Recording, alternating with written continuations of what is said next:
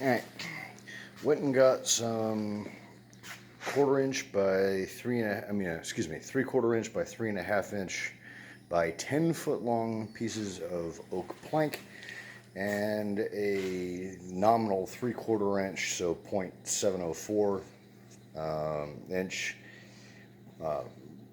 birch plywood.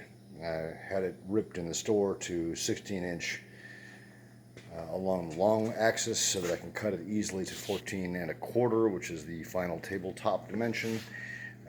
Obviously I'm going to have to section it because 8 foot is not 10 foot. Anyway, the reason I got to do this is because this damn thing picked up a bit of a warp over the last month. It's tight to the front all the way across, but on the back we have some problems.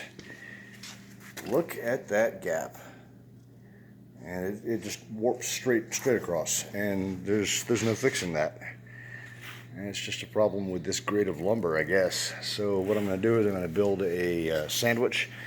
I'm going to clear my Roman bench. It's 7 feet in length, so that gives me a good working length to put together a composited tabletop, and that'll get it done. I'm just a little annoyed that I had to spend a little extra money. All right.